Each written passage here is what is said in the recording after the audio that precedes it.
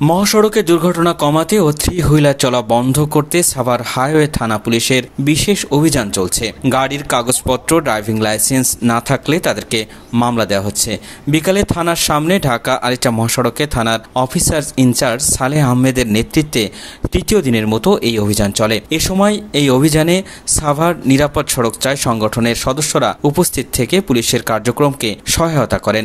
এই বিশেষ অভিযানকে বেশিরভাগ যানবাহন চালক ও যাত্রীরা সাধুবাদ জানালেও কয়েকটি মোটর বাইকাররা একসাথে হয়ে পুলিশ ও গণমাধ্যম কর্মীদের উপর মব তৈরির চেষ্টা করে।